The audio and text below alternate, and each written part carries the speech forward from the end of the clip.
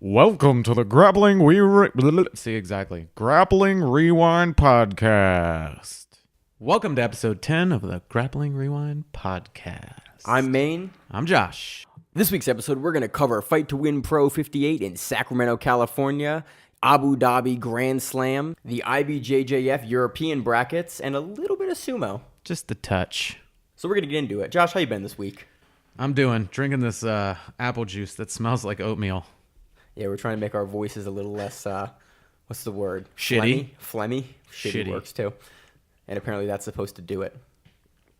Listening to other podcasts telling you what to do. So now I'm drinking apple juice. We're going to jump right into Fight to Win Pro 58. Typically we do news, but there is not a whole lot of news this week. No, there's not, but that's fine because jiu-jitsu.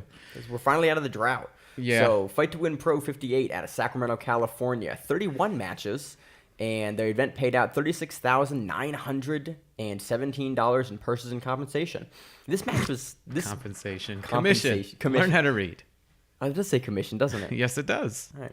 This By the way, there were 14 submissions on this card out of that. That's 45% submission rate.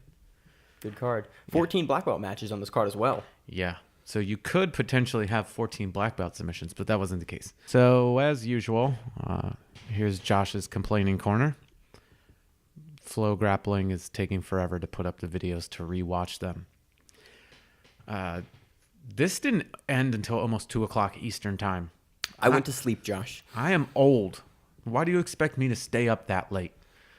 Jeez. No, it was on really late, and it's good when you don't want to miss any of the matches. It's not good if you don't want to stay up that late because somebody eventually in your house is going to wake you up at 7 o'clock in the morning. Josh or has earlier. children. They will wake him up in the morning. I have no children, only a dog that will sleep as long as I sleep. You're just lazy. I trained 3 times today. Yeah, whatever. Your girlfriend will get up earlier than you and go train and go to work and then still keep going, and you're just like, yeah, I just woke up, had a bowl of cereal. Anyway, the other weird thing about this card, I don't know if it was planned or maybe it was just they were zipping through things and they had to get stuff on the move, was they were jumping between all the belts, all sorts of different matches. And they've done that occasionally. I think they put the purple belt match for the belt in with the black belts 1 or 2 cards ago.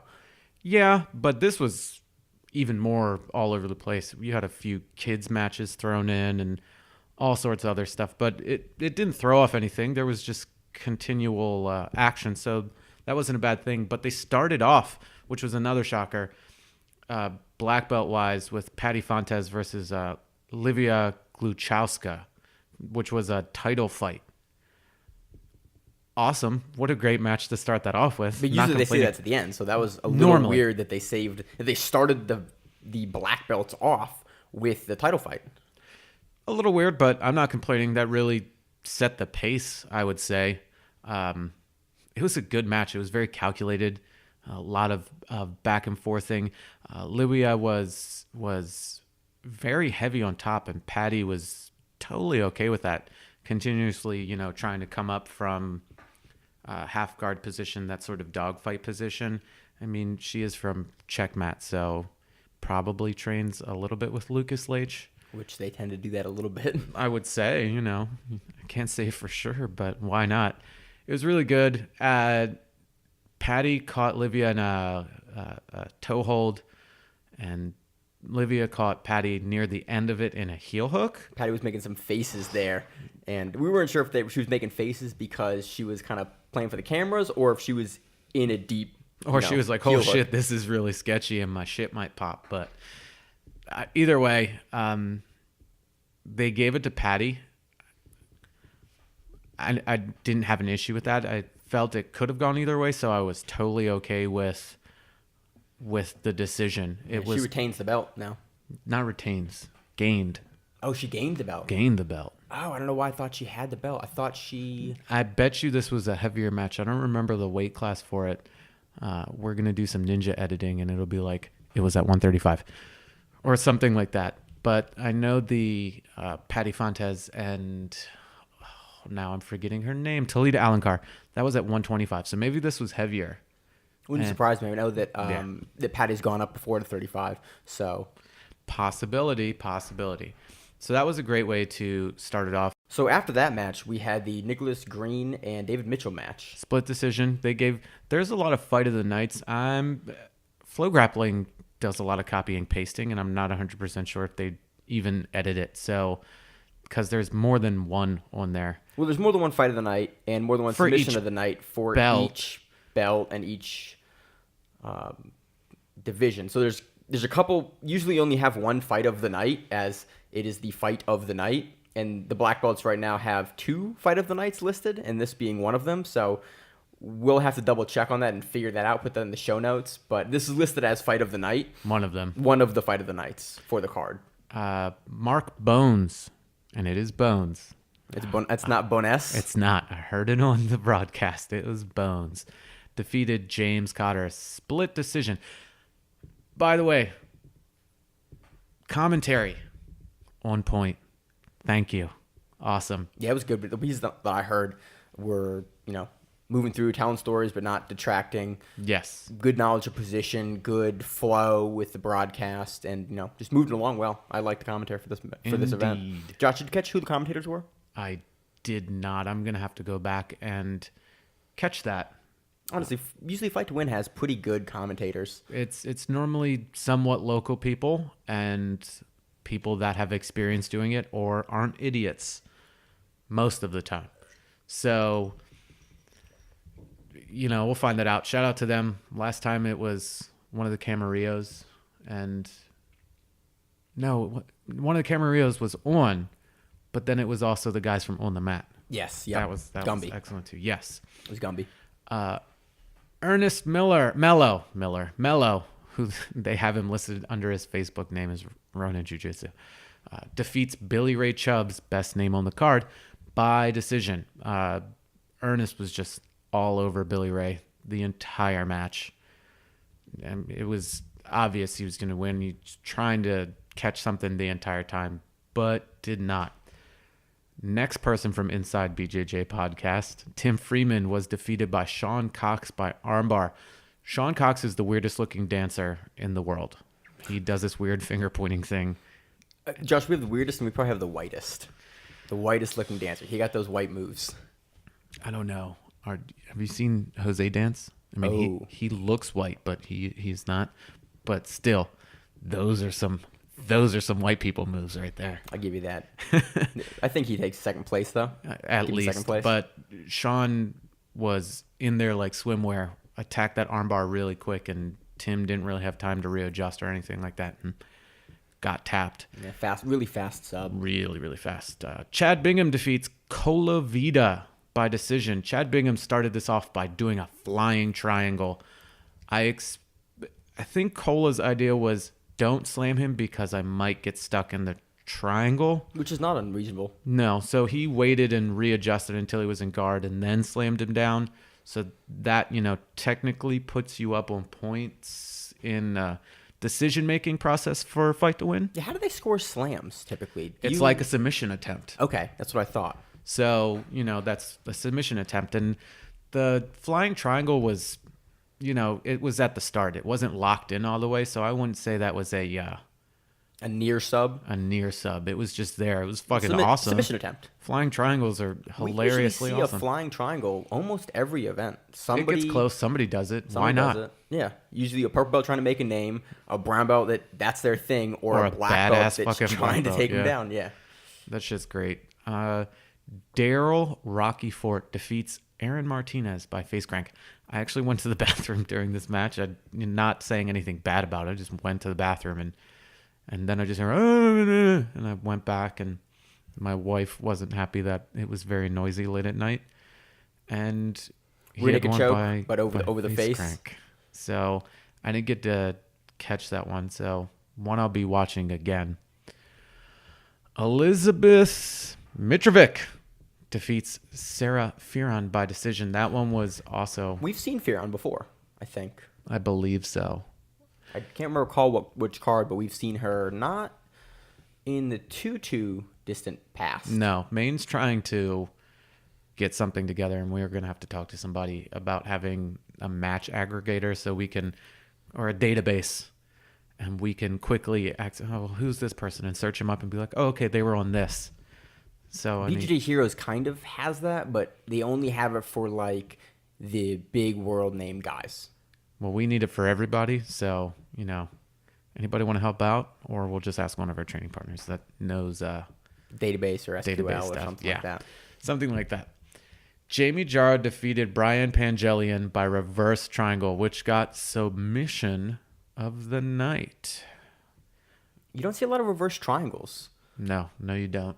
And I've never known Jamie Jara as like a grappler. Every time I see his name, I immediately think of him punching people in the face and then beating the ever-loving shit out of them. I mean, I've seen his grappling, but not... He's a good grappler. I mean, not obviously black belt. Not as just a pure grappler. So that was cool to see. And seeing a reverse triangle is also, something to do. Yeah, reverse triangle is not something you see a whole lot of black belts get got with. It's one of those subs that guys do not want to tap to. What do you think, Josh? I think most subs, they don't want to tap to because they don't want to lose. It's something like it's like a wrist lock. It's like you just don't want to tap to a reverse triangle. Look, you got to tap.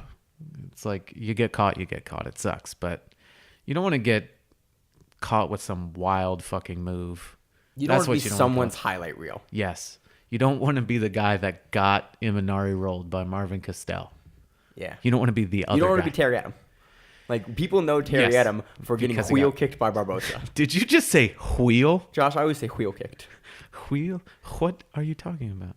He gets wheel kicked by Barbosa. Wheel kicked. Cool whip. We have Rich Bohant. Josh, this is why I don't say the names. Starting off strong in 2018. Rich Bethune. Defeats Louis Moreno via split decision. Oh, you said that correctly. Good job. This one also got fight of the night. This is getting into this part of the night, by the way, was me fighting to stay awake, and not because this wasn't exciting. It's again because I'm old and can't stay awake very late. About 12:30, 1 o'clock at this point. Getting into that, yeah. Yeah, we're Eastern time, so these California cards are sometimes a little rough for us to watch. Even though they start at 5. Normally they're great because they start at 6 o'clock, which means 9 o'clock. I'm like, okay, I can miss some of these earlier matches, and then I'll come back and watch them the next day or when they come up. But I won't miss the black belts or even a good chunk of the brown belts. Yeah, because usually the brown belts are guys you're going to start seeing the next year or 2 years that are going to start to make waves. Right.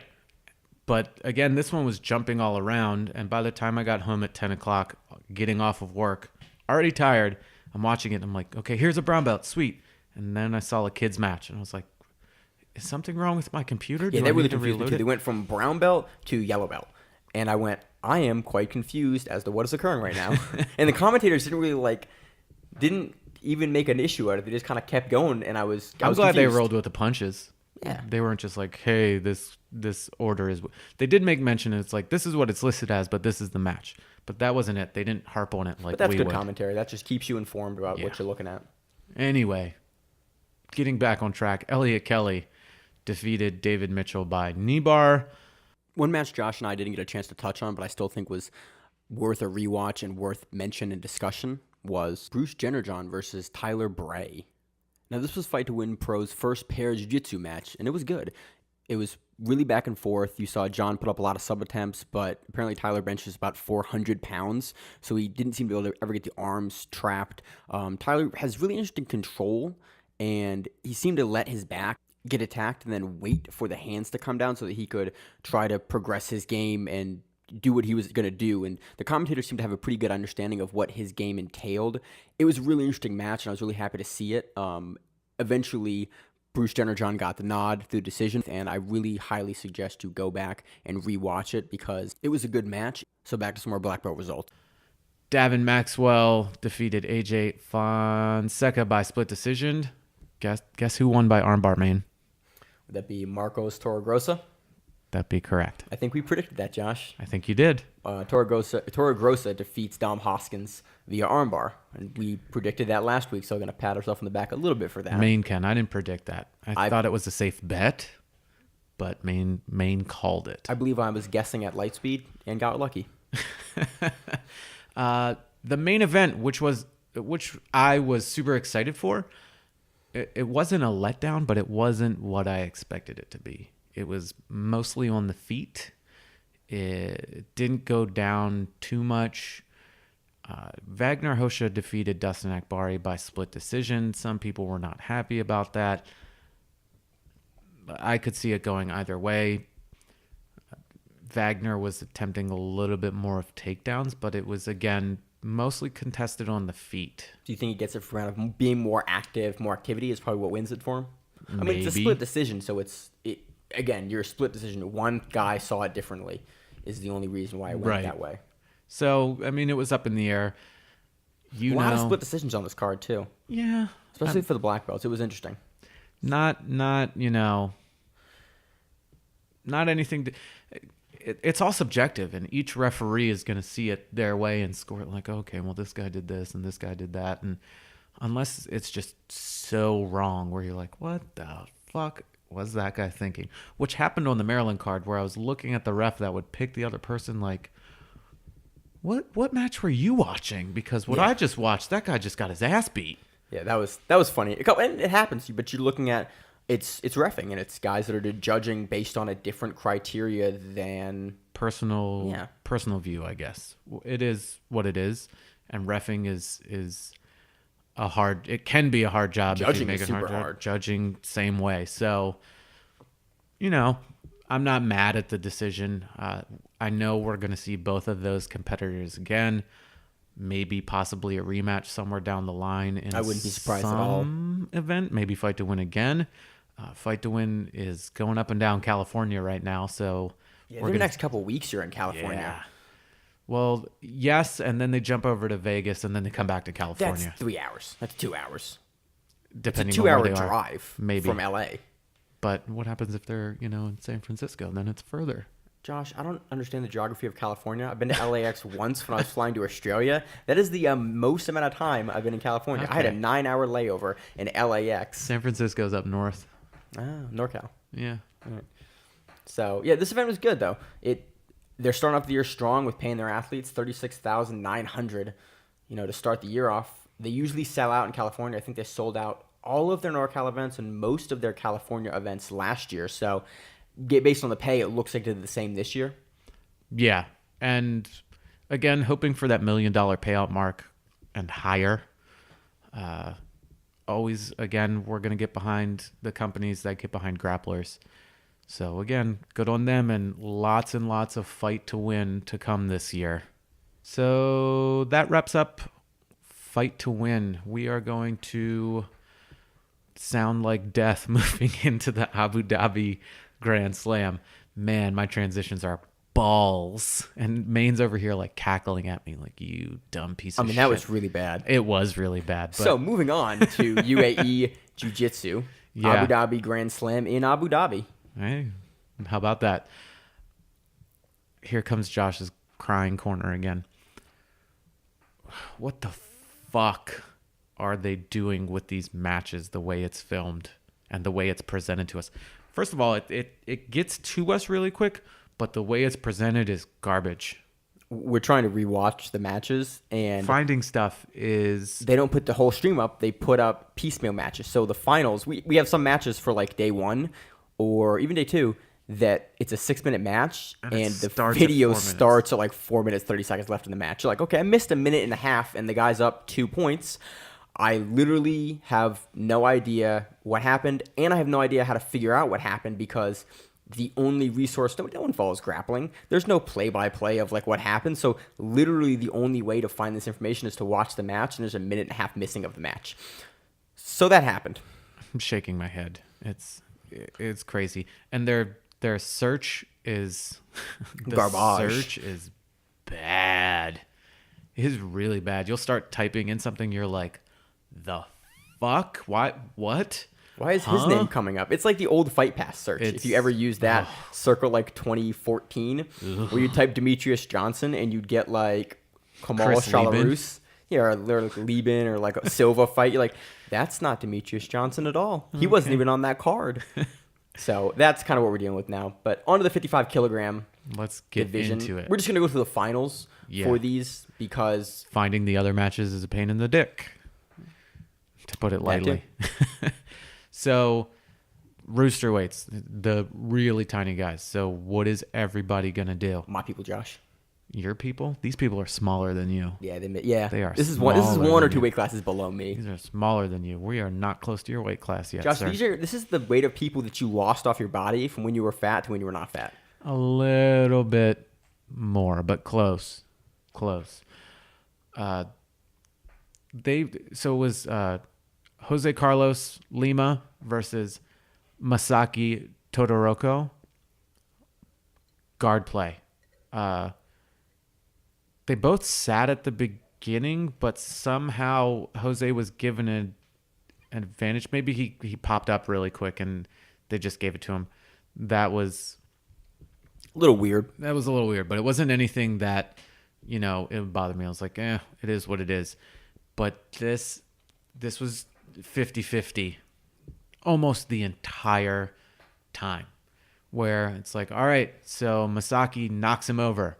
Now he's up 2-0. Well, they were trying to score. It was one of those matches that was the 50-50 match where they're trying to score. They're trying to get the back points and get the back. Yeah, it'd be the last one up. Something that Queixinho does all the time, where he'll go down but then come up and then try to come up on an ad or just be the last person up. This is why people hate 50-50.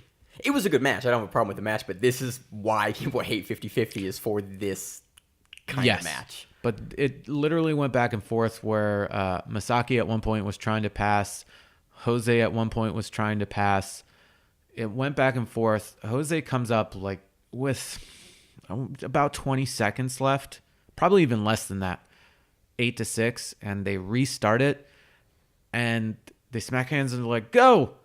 And with 4 or 5 seconds left, Jose legitimately runs away, just runs. And I was like, you're not going to say, hey, don't do that? And I get like, I don't want to get touched and possibly lose something on takedown, but he was still up and ad. So even if he got taken down, he would have won. But it was just amusing how he just bolted for the last 3 to 5 seconds. I'm done. Look, you're up, you win. You're not going to take a point away for 3 seconds. You're going to, you'll get a warning, but you're still up. And warnings don't mean anything unless you're even. It wasn't it's gamesmanship. It was. And it was a very interesting match where it was going back and forth and just seeing their little grip changes and everything like that. All the small little adjustments in the 50-50. Yes. I like 50-50 a lot, and so this will be something that I'll go back to rewatch because, it was good 50-50 work. Absolutely. Jumping into the 62 kilogram category, Joao Miao versus his teammate Iago George.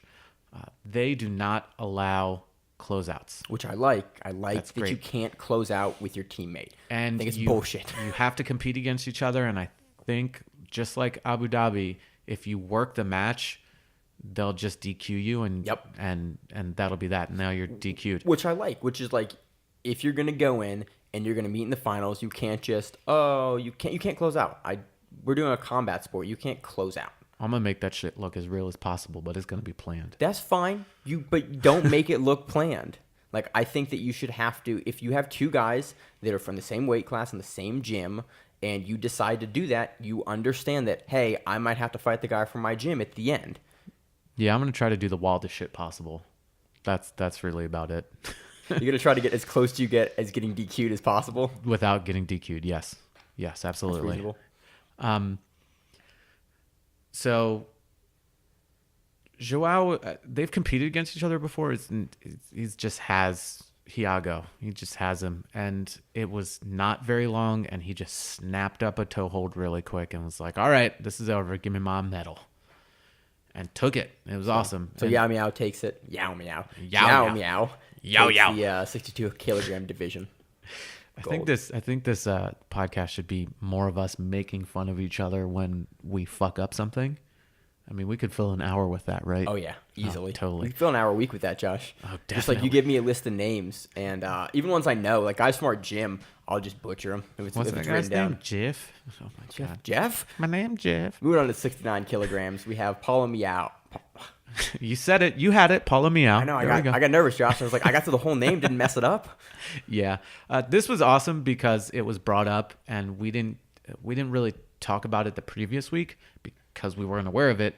And then he gets in because the smaller UAE events are not under like WADA, so they don't test, so he's allowed to do it. But he can't do the main one, the main Grand Slam thing. Yeah, in case you because didn't that's know, under it. Paulo Miao is currently suspended for steroids. For pissing hot. He had the steroids in his system, which kind of makes sense. You are the identical twin brother who competes at a whole weight class up from your other identical twin brother. No, I think that's the thing. It's like they rock, paper, scissors to see who has to go down, and Joao lost, and he was like, God damn it. Yeah. So he's banned. He's banned from IBJ. He's banned from IBJJF, all of them, I think. But He's banned from it completely. Anything that's under WADA, he's banned from. and this event's not under WADA, so they were like, So he got to So go in. registered So late, it was did it? cool. It was cool that you get to see him compete in the gi. He's suspended until September of this year. I don't remember. I thought it was 2 years, but no, I think it's No, because he didn't compete in 2017. so he's already So done it's it. 2 year. It was It was a 16 2-year. and then 17. So not until September is he going to be competing, and then he's going to come back with a vengeance. With a vengeance. Oh, he's going to bring down that flaming sword of Barambolo goodness. It was awesome seeing him, is what I'm saying. He just came out and was like, you know what? Fuck Thiago Bravo. Fuck that guy. I'm going to beat him up. And he just came in, went hard with Barambolo, and his Del Hiva came up, you know, trying to just pass and be a monster. And he shut him out 6-0. He's aggressive this match. I mean, they're both pretty aggressive, but Their passing is getting so much better, and Yeah. it's so exciting that they're not just like, I'm going to sit to my ass and sweep you and get on top and crab ride and take your back. They're like, we're going to fucking he was pass. shoving that knee through on the knee cut hard. And he was like, oh, he's getting So passed, good. and he was getting passed well. So good. So good. So he dominates that, wins 6-0, wins the division. On to Yes. 77 kilograms. Josh, now I'm not doing that name. Ooh, no, say it. Flavio Yeah. Vonata. You know, we had somebody in our gym with that same exact last name, and Is you that can't say Viana? that? Yes. Is it Flavio Vonata? You just said the name, Flavio and you added a T to that? Viana. Viana. There you go. Good job. Hey. This is a 77 kilo. Flavio Viana shuts down Lachlan Giles. Lachlan Giles looked great this tournament, but Flavio just beat up his half guard, and he was trying to get through, but Lachlan could not do anything with his half guard. Didn't we just see Lachlan recently? Yeah, he's been competing a lot. Yeah. Like, he was. Was he at Worlds? Nogi Worlds? Yes. Okay, that's where I thought Yes. we saw him. He just couldn't get anything going, and Flavio was just going, trying to pass, nothing. And by the way, this is all brought to you without caffeine, so Just I'm apple juice. just pure apple juice. So Flavio took it on 3 advantages. On the 85. Oh, sorry. Continue. Oh, no. I was going to say the same thing, so On go the ahead. 85 kilogram division, we have Negromonte. Charles Negromonte, I think, is the guy's name. Yes, good job. Yeah, because that's the guy Proud of you. that just beat Craig Jones. Proud of you. At Worlds. And that's why I know his name. Good job. Guy under Hodger. He's one of the instructors at Hodgers in London. Good job. Did my research, Josh. Say the other one. Earns decision win. No. Say the other guy's name. Bahanise. Izaki Benahiz, I believe it is. That's one of the ones that I screw up as well. Man, this shit was boring. There's not much more to add to that. This shit was boring. It was on the feet. You can't bring anything more to it. This shit was boring. We went to referee's decision. Yeah, Which great. For you, I mean, that happens occasionally at UAE, but This is what when I ref, this is what I tell people. Please don't make me pick one of you. Because if the shit is that boring and you can't do anything to like gain a slight advantage, I hate picking people. Your hair is prettier. I like your shorts better. if nobody does anything, I can't do anything about it, and I'm like, oh great, now I have to pick one of these two idiots.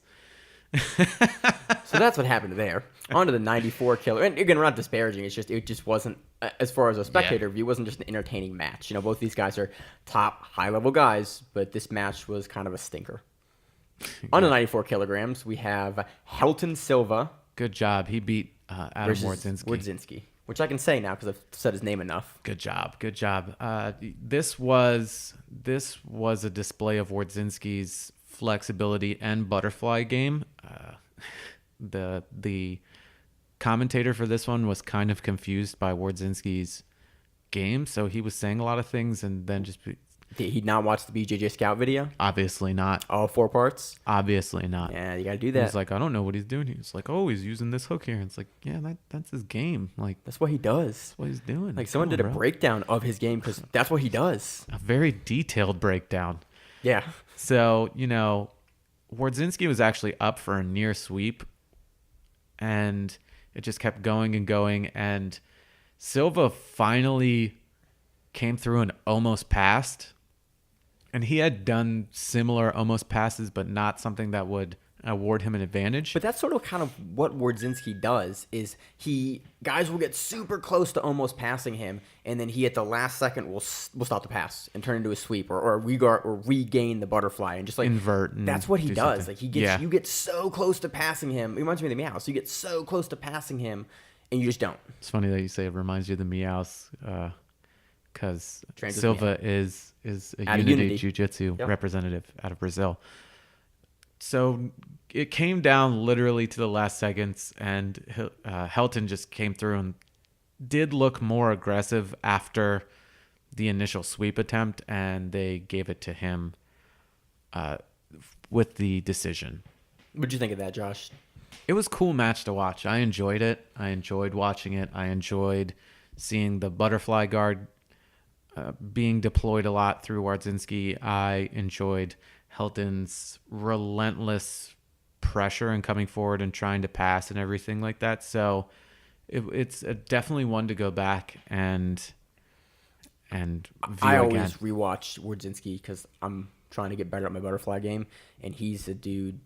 He just plays it. He's one of the few guys that plays butterfly at a high level that you see, frequently. So yeah, good match. Rounding out the men's finals is the 110 kilo division. Igor Silva versus Mauricio Lima. Silva almost finished the match like super, super quick with an armbar attempt. Just boom. Super fast. Did you say boom, Josh? I said boom. I didn't say boom this time. I hate when I say boom. I cut out more booms of this show than anyone can. I only said like 2 booms last time. Fuck you for that. Okay. As well as fuck you again. Indeed. He almost finishes it right, like real quick. Real quick, and they rolled out of the mat while he was in the armbar, so you get points for that. Which I like. So really after that, the match went into 50-50, and that's where it ended, where they went back and forth with it, and Igor snuck away with the advantage win. If you can watch the finals, except for the Charles Negromonte match, watch them. They're all very, very good finals matches. I'm a big fan of the UAE, just the way they kind of do matchups and their rule set. For some reason, I like the 6 minutes. Time. The 6 minutes encourages action. Yeah, if you get a boring match, you get a 6-minute boring match, not a 10-minute pushing on each other's face match. I just like that, you see more action out of guys in that 6-minute time frame because the gas tank isn't a problem because all these guys can roll hard as shit for 6 minutes and they're going for subs. I think you get more action in the matches. You don't, when a guy's running away with the points, like he gets 6 minutes of that, he doesn't get 10 minutes of running away with points. But then you get to see like 75-0. Yeah, I mean, I'll watch that, but it's like usually it's like, okay, you're up 12 points to 0. Okay, you're gonna beat him. Here, when a guy gets up 12 points in 6 minutes, you're like, damn, you were fucking that dude up. I really want to see somebody go up like 100 points in a 10-minute time frame. I want to know if that's physically possible. You think you get the takedown, 2 points, and then let's say that you maintain every position and you go from side to knee on belly to mount to back mount, back to side. Like if you roll them, it's not a continual scoring thing. Like you go up the positional hierarchy. So you would get the takedown 2, you would pass 3, so you're at 5, knee on belly 7, mount 9. If they turn over to the back, that's another 4, so you're at 13 points. Mm-hmm. So then you have to start over again. You need to get back to guard. You have to start over again. You have to let the guy get back to guard. You have to think you have to do that like 8 times, 7 or 8 times to get to 100 points. You might be able to do it. Leangelo could do it. Leangelo could do it. I think Galvao maybe Herbert Santos possibly could do it as well. Maybe. He's got the explosiveness to do it, I think. He did it at a local tournament. He beat the shit out of somebody on the East Coast when he was still with Lloyd, and he was up something like 60 some odd points to nothing. Jesus, before he finally finished somebody. But that's wild. So here's the hoping in 2018 I get to see somebody win by 100 points. It's gonna be gonna be rude. It's gonna be rude, is what it is. That shit's gonna be rude. You have to offend the Galvao at the Worlds or something. Oh god, it's gonna be rude. You've seen that video, right? Yeah. Yeah, the classic. Duh. Yeah. I love that song too. Everyone hates that song. I love that song. The women's brown and black belt. For UAE, they combine, because there typically is not a abundance of female competitors. They combine brown and black belt divisions for women. Let's get real really quick. Where the fuck are all these matches?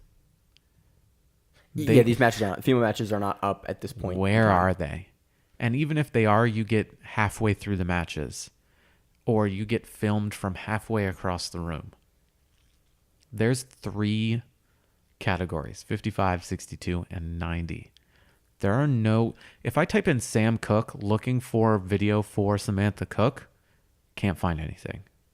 I started to type in Charlotte Baumgardner from the 62. Nothing was found. You know, what... Matches aren't there. They're not there. And I don't know if it's a thing because of... I don't know why. I don't know if it's a thing for whatever reason. They're not featured there. I know they're there because you can find some of the women's matches, but they're like blue belt matches, or again, they're halfway through a match. What the fuck? So 55 kilogram is taken by Amanda Montero. So this is bothering me. I think if you're going to follow these Grand Slam events, maybe send somebody to dedicate the coverage of all of it, because the way it was covered it was not good. Not good at all. And it's frustrating. I hope you can hear that in my voice. Like, I'm angry reading about it because that's the only thing that I can do, that I can't view it and tell you about the match. I don't want to read you a play-by-play because that's dumb. You can read your own play-by-play. So we're going to at least tell you who won, and then we'll go from there. 62 kilograms. Charlotte Baumgardner wins her division, defeated Nadia Mello. And I want to tell you that these are all good, great matches or anything like that, but I literally have to read off the screen and just be like, this person beat this person. 90 kilograms, Samantha Cook gets the victory. Yeah, she beat Tamara Silva out of Cicero Costa. But again, this is one of my gripes, that where are these? If you're going to have these matches, put them up. If not, like, what's even the point of having them there? Like, oh, we support women's jiu-jitsu. How? By letting them compete? Like, we're letting you do this. Fuck that. I want to see, your Patty Fontez's, your Talita Alancars, your Ray Alexanders, Michelle Nicolini's, Mackenzie Dern's, whoever, Tayane Porfirio. It doesn't matter.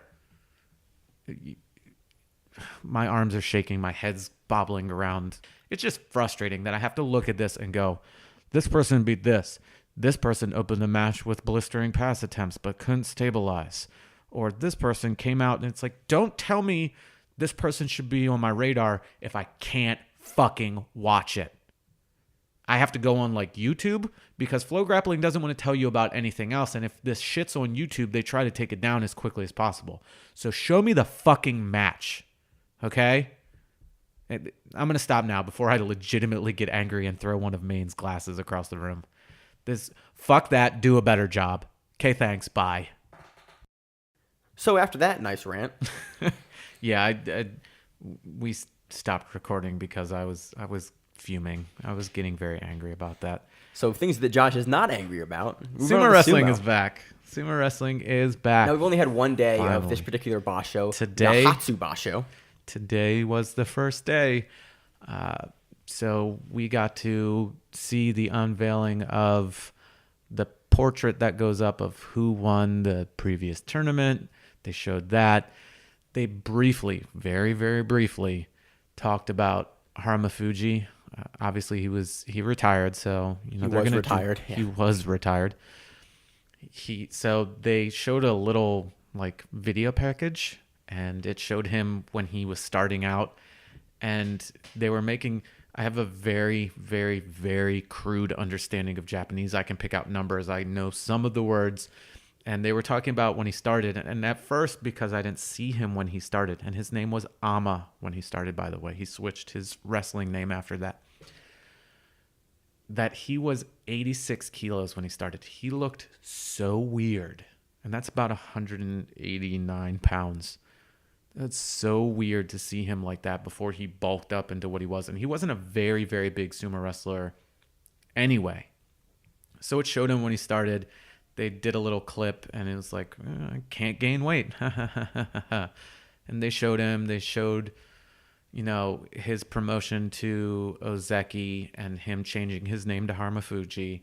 They showed him winning, him getting the Zensho Yusho, the perfect record, so he would become a Yokozuna when he was promoted, and then his final Yusho win.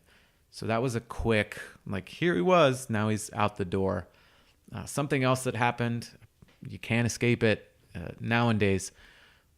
The main ref, the most senior referee, the Gyoji, was suspended for sexual harassment. Apparently, you can't do that. Apparently, he got drunk, and this might take a little swerve. He got drunk, and one of the, starting out referees, one of the, lower guys, a rookie referee, I guess, took him back to his hotel because they were doing a little tour that they do. And then he tried to grope on and kiss this referee. So he got suspended. And the talk is he's going to be suspended for the next 3 basho. And he's already put in his letter of resignation. So resignation, Josh? Yeah, fuck you. Sometimes I can say bad words. Resignment is technically correct. I can say English, the wrong words. It's yeah, we have a word for that. So that's what's happening in Sumo right now. We're just having the first day of this particular basho, and next week we'll cover it in a little more depth once we have halfway. Yeah, we're already seeing some things that are interesting. The next guy that's in line to be head referee made a bad decision, and if you follow sumo wrestling at all, you notice that the referees have knives on their side, and they're supposed to kill themselves if they make the wrong decision. They don't do that, but it's funny that it's in there. Kisono Sato lost that match, and if he looks like dog shit, he's going to be forced to retire, and we're going to have one less Yokozuna again. All the Mongolians, most of the Mongolians won, and won emphatically. So, they're standing up for their countryman that was forced to retire. But that's it for now. More at the midway point. Yeah, that's really it. So, we're going to speculate. I'm not going to speculate. We have the brackets out. No, we're going to speculate. So that's speculating. That is speculating. The 2018 IBJJF European Championship brackets are out. We're going to touch and break down the black belt brackets for adult divisions. This is all happening on Sunday. Sunday. Yeah, well, the finals are. Oh, really? Because if you look at the first match, it says Sunday, January 21st at 9:30 a.m. I would be incorrect then, Josh. I know that. That is what that says. Man can't even read. Josh, I'm not a good reader guy. I never learned how to read good. So for the adult male rooster weight division, Do you want to take a stab at who do you think's going to end up in the finals? Is that what you want to do?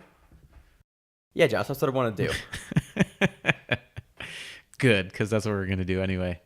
So, we've got the brackets in front of us. We're going to make some quote-unquote educated guesses. We'll say who we think is going to end up in the semis and into the finals and things like that. We're not going to go through the entire bracket because I think that shit's boring, and I'm pretty sure you think that shit's boring. So, we see, your regulars in the roosterweight division, Koji Shibamoto. Are these guys seeded, Josh? Are these seeds on the side here? The way it's in, yes. It's sort of. It's the amount you compete and things like that. So it's by points and not necessarily representative at all of who's going to win. No. Just, Jose Carlos Souza is not the number one rooster weight. And they're like, yeah, this. Or, George Nakamura from GF Team is not the number 10. It's the way it's, I don't know. It's very arbitrary how they seed it. You see Koji Shibamoto, you see Nobuhiro Sawada. I was getting really excited to make Maine say Vincent Wen's name, but he said it properly. So it's not Nugent, it's Win. And I actually knew that for once.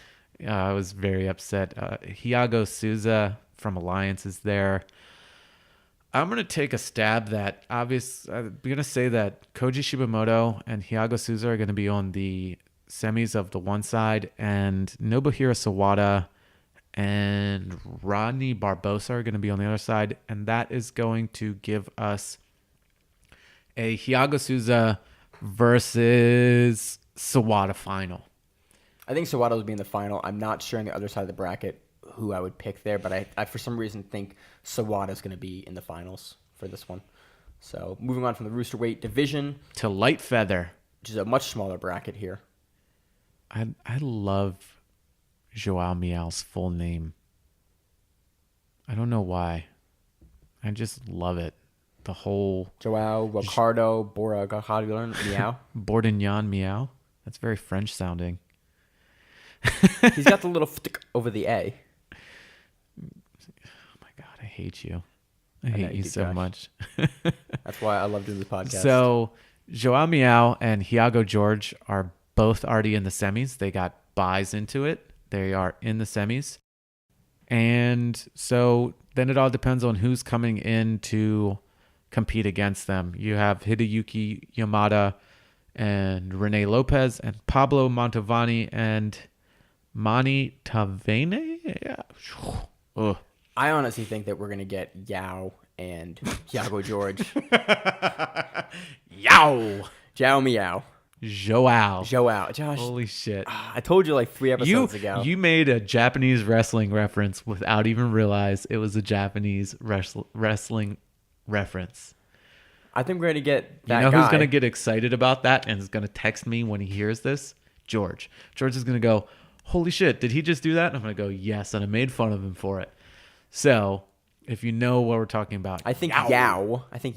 Joao Miao versus Hiago George is in the finals. That I'm calling it right now. I think Yao will take it too. Yeah. You keep saying Yao on purpose now. Yeah, I do. Featherweight finals. Oh, this is a biggin. There's a whole bunch of people in this one. This is a nice looking one. Just 12-person bracket. Just peeking at it. You see Isaac Doderlin, you see Gianni Grippo, John Thomas, Kevin Maheka, Brian Maheka, Tomoshiki Serra, Marcio Andre, Izaki Paiva. Ooh, this one's going to be... You think Grippo's going to run a Paiva here?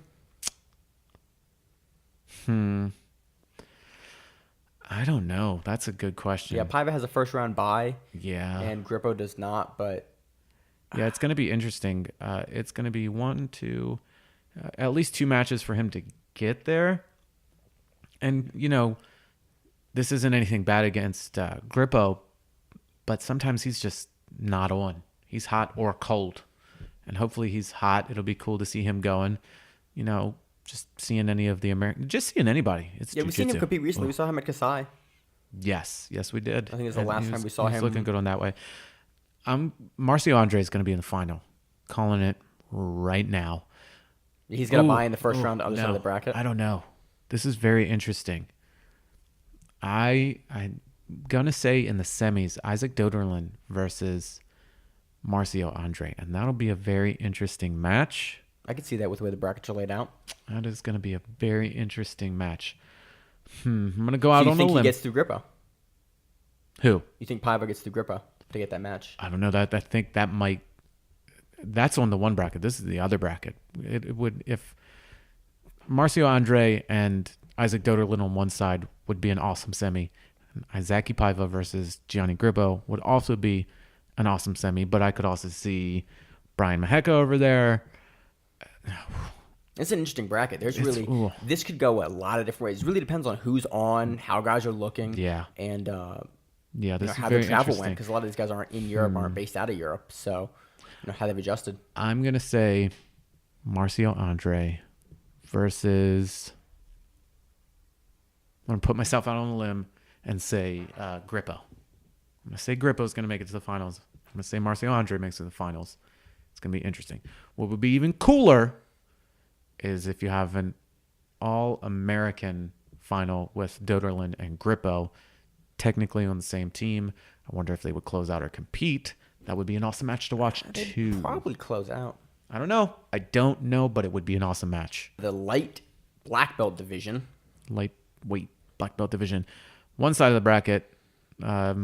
First match. This one's going to be a barn burner. Michael Lange versus John Combs. That's going to be that's going to be a good match. That is going to be a exciting match. And it's in the quarters. That round of 16, is the round of 16. Yeah. That's going to be an interesting match. Whoever comes from the next match, the Tommy Pulkkanen. Did I say that right? I'm sorry, people from Finland. Idea. I'm not very good at names. Versus Ilke Balut. Balut is the duck egg that still has the... Balut. Okay. But still, the duck egg thing is balut. Balut. It's balut. You want to ask my Filipino coworkers? Because it's balut. I didn't think so. You're not wrong, Josh. I know. Whoever has to compete against whoever wins the Michael Lange John Combs match is not going to be happy. Moving on, you have Jake McKenzie. Honestly, I think Jake has been looking really, really, really good.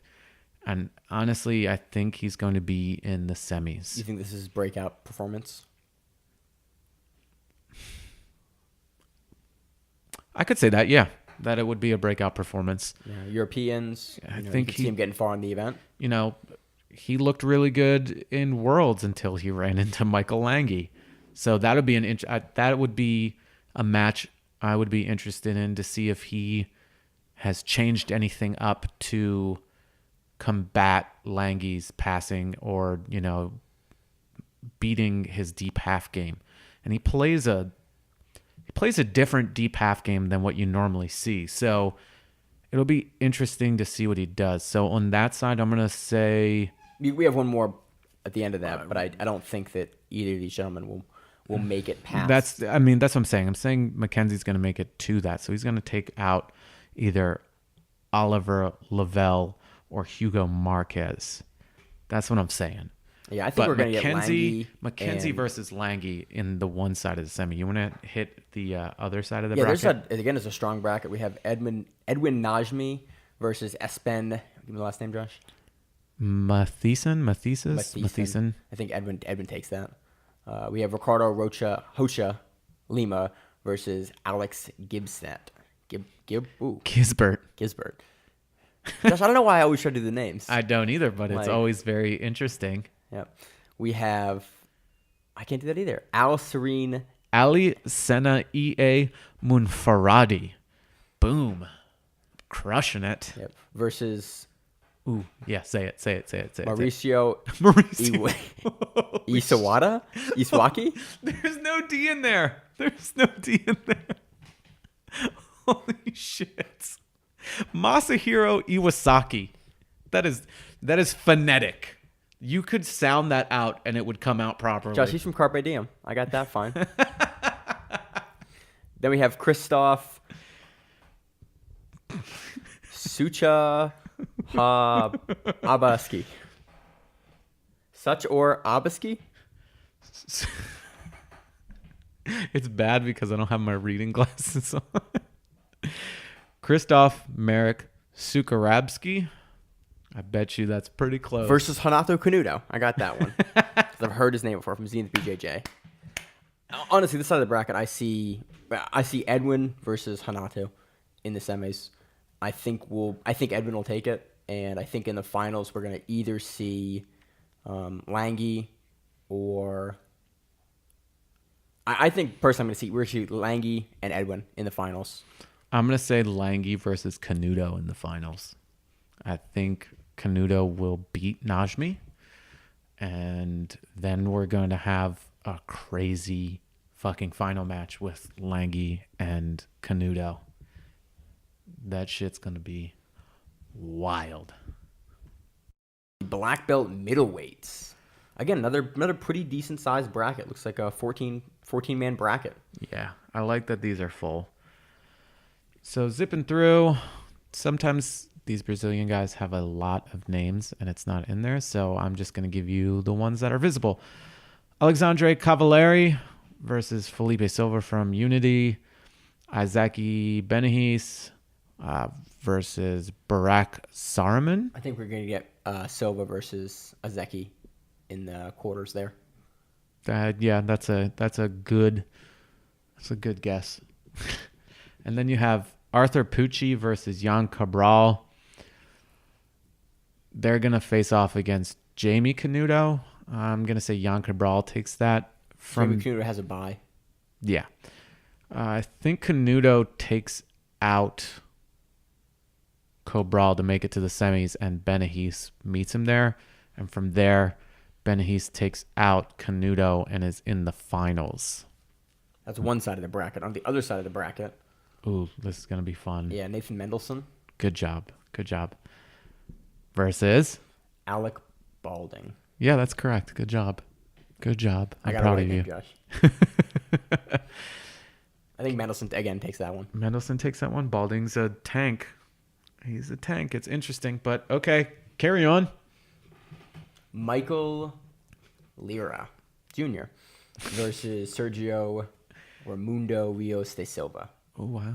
The whole name. I'm getting close, Josh. I'm getting there. The whole name. I'm actually not sure who takes that. I think Lira will take that. Lira. Yeah. And then you are really lazy with these names. Santeri Laluse versus Tommy Langecker. Tommy takes that one. And then Marcos Tinoco has a bye into the corners. So we'll get Langler versus Tinoco. Yeah, I think Tinoco takes that one. Lira, I think, goes through Mendelsohn or Balding and goes into the semis versus Tinoco. I think Tinoco takes out Lira, and we end up with a Izaki Benahis. I'm still convinced I'm saying his name wrong. Versus Tinoco with Benahis taking it. Yeah, I agree with that, Josh. That seems like a good assessment to me. Jumping into the black belt medium heavy division. On one side of the bracket. Now, Maine's terrible pronunciation is rubbing off on me and I can't speak. Yep. Charles Negromonte versus Hudson Tellis. Negromonte takes it.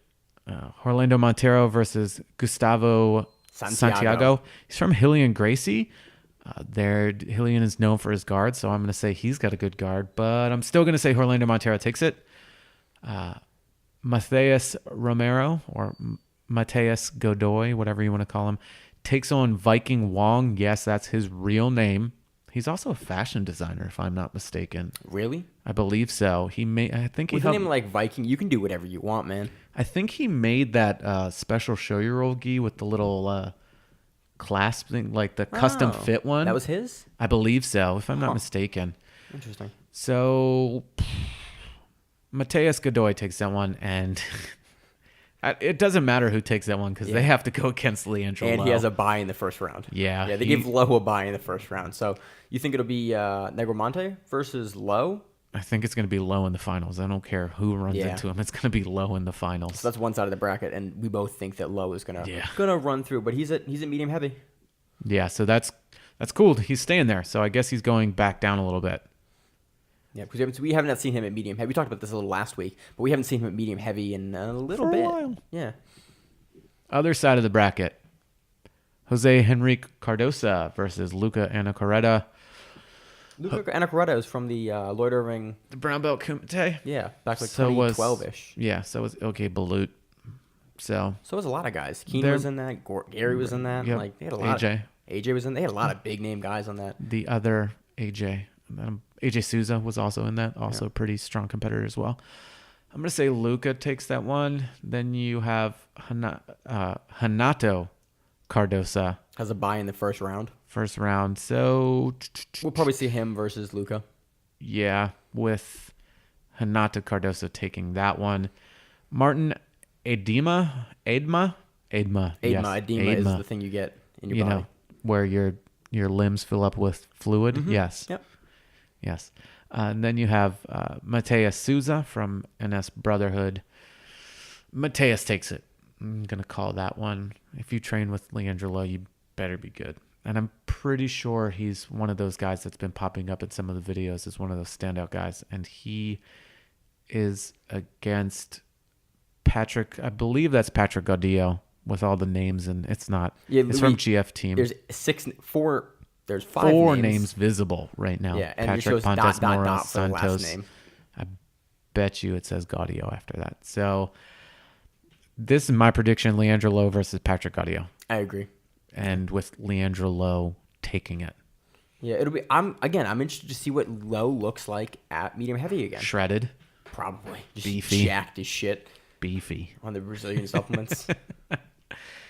Black belt heavyweight bracket again, 7-man bracket, it's a much smaller bracket, but there's some names we know in this bracket. Names that Maine can say properly. Yes. So on one side you have Helton Jose Mendez de Silva, carry on with a bunch of names, versus Nicholas Penzer. We've already made up our mind who's going to be in the finals, so Yeah. I'm just... One of these gentlemen will get beat by Jackson Souza. Jackson Souza is versus Charles Maguire, and Jackson goes to the finals. On the other side, the match that is also going to be pretty wild to see this coming up because Keenan gets a bye into the semis. You have Adam Wardzinski versus Manuel Fernandez de Oliveira, continuing names. I think Wardzinski takes that. I think we see Keenan versus Wardzinski, which I couldn't come across it. I haven't seen it before. It'll be fun to see that. I think Keenan takes it, but it will be interesting to see how these two guys. I'm going to call that Keenan chokes Wardzinski. What choke? Collar choke from the back. Yeah, I can see I'm that. going to call that. I think he's going to get past the. I think Wardzinski's probably going to pull first. He's going to try, but I don't think that's going to. Yeah. I don't think that's going to happen. Keenan will Either. get past, then Keenan gets the back, and then gets collar choke from the back. And then Keenan takes the whole division. He's going to outpoint Souza. Has he ever lost to Jackson Souza?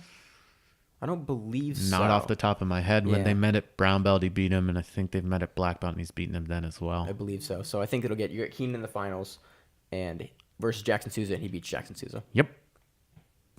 Super heavyweight division. We have Herbert Santos in this division. Herbert Santos is most likely going to win this division. Oh, that's not a big jump. No, I agree with that. It's a small division. It's a 6-man division. Herbert has a bye in the first round. Then he goes against the winner of Aria Esfemedes. I said it better before we started recording, and then I screwed it up. Against Merrick Zaborg. I'm going to call him Zeborg because that sounds cool. I'm going to say Zeborg wins because he's got a cool-ass last name. So Zeborg versus Herbert Santos, and then Herbert Santos beats Zeborg. On the other side of the bracket, Elliot Kelly has a bye into the semis, and he is against Manuel Ambrosio or Rodrigo Ribeiro. I'm going to say Rodrigo Ribeiro takes it. I have no idea. I don't really recognize either of those guys' names. So I think we're going to get Elliot Kelly in the finals versus Herbert, and I think Herbert is going to do what Herbert does and be mean, smash, and be super mean, and smash guys. So finally, ultra heavyweights, the big boys. You have Admelson Gobi Jr. from Lloyd Irvins versus Victor Hugo Honorio da Silva. I'm going to go with Admelson for that one. And then you have Otavio de Souza Nalati versus Antonio de Paduo Sef Nunez. Whew, man. Nalati. Honestly, some of these guys that we don't know. So it's a big... Well, it's the Europeans, so a lot of guys... Some of them are from America too. Right, where but a lot of the guys see. are in Europe, so we don't recognize the names because you get European black belts that we don't see as much. True. In events that are over here. Just less familiar. Doesn't mean they're not good, just means I'm less familiar with their names. America.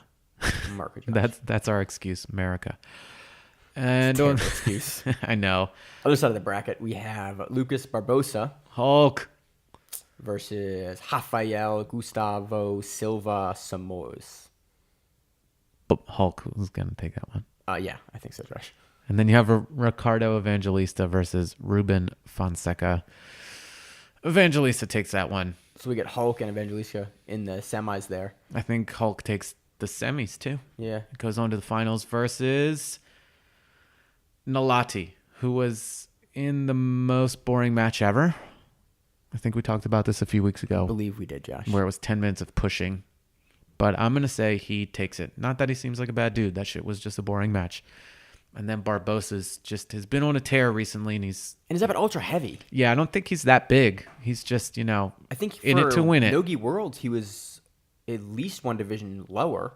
Super heavy? I think so. Super heavy. Yeah. But I don't think he's really... He's just lifting weights, eating food. Sure he is, Josh. Over him. So, yeah, I think Barbosa takes this as well. Yeah. So that'll do it pretty much for our coverage of the men's Euros. Sorry for boring the shit out of you with that. Moving on to the female roosterweight division. 2 competitors in this division. We have Serena. Yeah. Serena Gabriele versus Auti Tamileto. I don't know. That's close. Do not know either of these women. I apologize. So pick which name you think is cooler. Tamata Hatahelo. I think you added several consonants to that name, but I'm okay with that. Again, we see this stuff and we might not know them. I end up looking up these people and I go, oh, and then I can make more educated guesses. But I have plenty of time to do that for next week when I start rambling on to you about that. So, light feather. You have Talita Alencar versus Vanessa English and Tasia Ferreira versus Livia Gluchowska. I think we get Talita versus Gluchowska in the finals here. I think that's a safe bet. That's a good assumption. Who do you think takes it? I think these women have faced each other before, potentially at EBI. I don't know why. They were both in the EBI bracket, I recall, but I don't know if they faced each other back at EBI 12, the flyweights. I can't fully remember, but I think Talita's been on a roll, so she is going to take it. Yeah, she's been on a roll recently. We've seen her all over the place, just competing, and looking good, so I think she takes it. Moving on to the featherweights. This is a larger bracket. This is the largest bracket for the women. 5 people in this bracket. Heather Rafferty, if I'm not mistaken, this is her debut at black belt. She is against Amanda Montero, who we were briefly just talking about at UAE. I'm not going to bring that up again before I start freaking out. That is a quarterfinals, and whoever wins that is going to take on Emily Thielen. Yeah, I'm not saying Thielen is the correct way to say that. Cool. Thielen has a bye in the first round. Man. I'm going to say Heather Rafferty. Upset. Boom. She takes that one. Yeah, I would agree.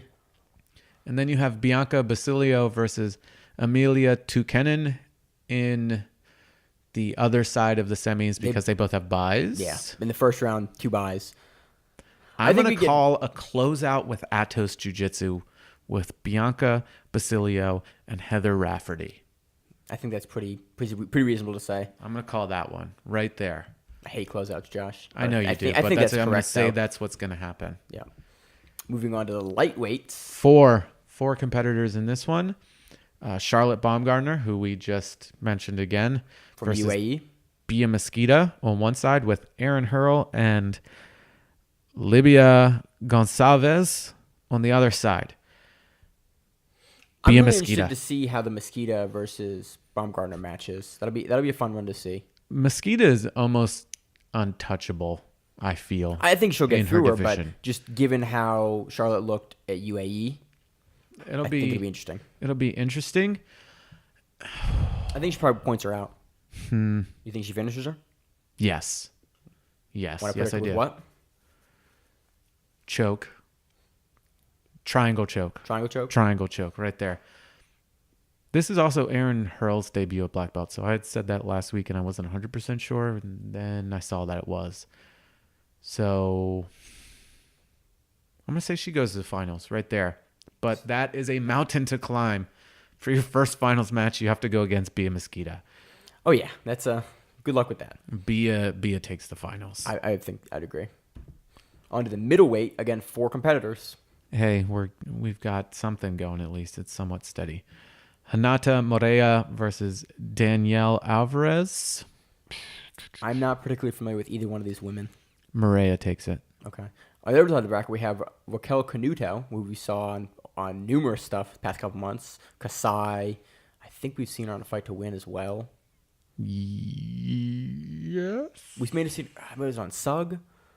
Was it She's on? been a lot of places. Yeah, we've like, seen her recently the past couple months. Pretty active. This is why we need that match database so we can keep track of what we're doing. Yep. Versus Maria Santos. We saw her at Worlds. That's where we saw her. Yeah. Nogi Worlds. There you go.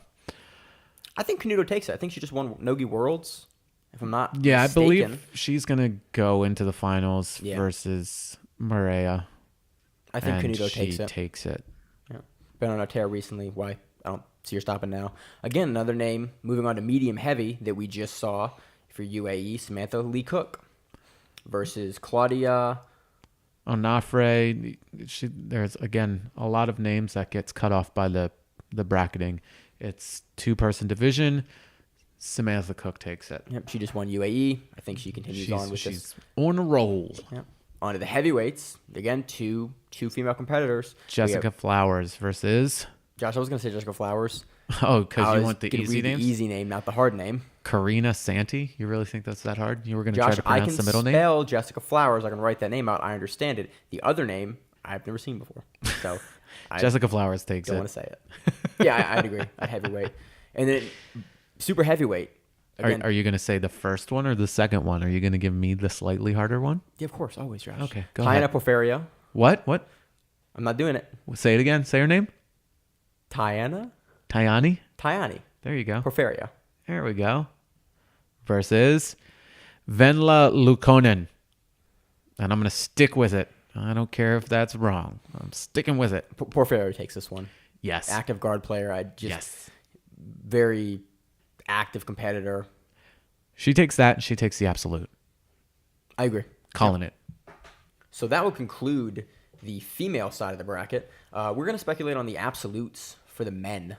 There is no bracket out for that yet. That's not really built up because people haven't gone in and said, hey, I want to do it. But I'm going to call it right now that Leandro Lowe takes it. And the finals match is going to be Leandro Lowe versus Keenan Cornelius. Keenan is going to run into Erberth, and he's going to beat him again. I think Erberth will definitely be in there. Yeah. There's not much else to speculate on other than we can just, there's pull a lot names out of a hat and say these people might be doing which it. might be equally as fruitful as what we're doing now. Right. But I think all 3 guys are going to be going for double gold because they all want that number 1 spot. So you've got Erberth to compete against. You've got Leandro Lowe. You've got Keenan. Well, the guys are all starting to chase the points now, and this is a major event. I think it's got a 5 times multiplier. Big points. It's Europeans. Something like that. So, yeah, there's a lot of points to be had here. So I don't foresee any reason why, especially guys like Keenan, Erberth, Lowe, won't be chasing those extra points they get from the absolute. Absolutely. So that'll do it for the Europeans. All that bullshit speculation that will be completely wrong on and cry. And I think we get some of them correct, Josh. I actually feel pretty confident in some of my wild guesses. if we go 100%, I'm calling it right now. It's going to be like Back to the Future shit. We should just start writing all the results down now. And if we're right, just be like, told you so. What we should do is actually we'll put this episode out and then we'll re-record an episode after and I'll change the time code and re-upload it, so it looks like we got everything correct. We're So if fucking you're listening to this geniuses. episode more than 2 weeks after, we got everything correct. It's amazing. Yeah, suck it. We're so smart. So we're gonna go on to previewing Fight to Win Pro 59 in Which Scottsdale, is- Arizona. It's all jumped into all that other European goodness.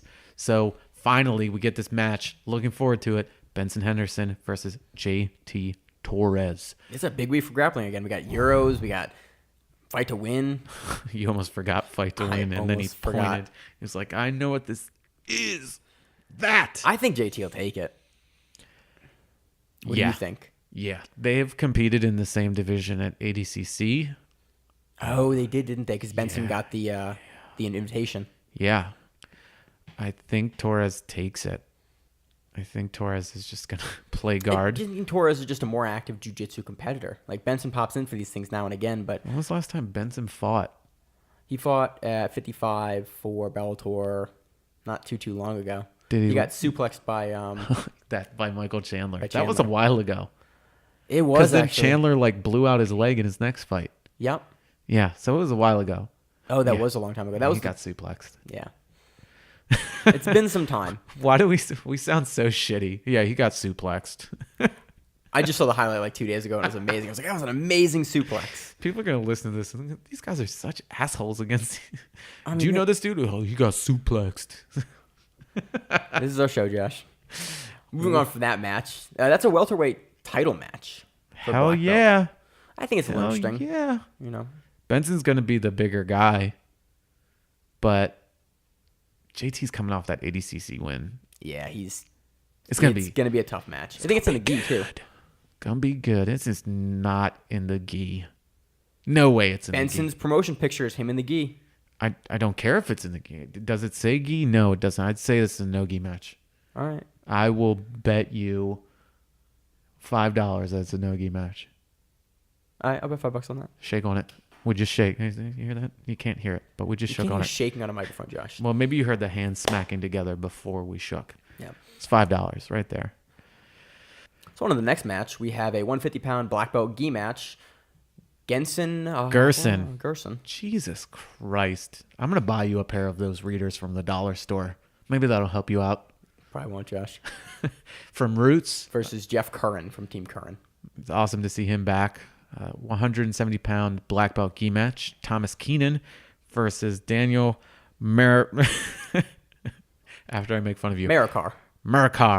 Murica. Yeah, that works. Marikar. We have a 215-pound black belt gi match versus Sal Flores versus Mike Blucara. Berlaka. That name. 215-pound black belt gi match. Parker Lapp versus Bo Tribolette. Triple 200-pound black belt gi match. Shannon Rich versus Seth Daniels. Shannon the Cannon Rich versus Seth. Fight to win.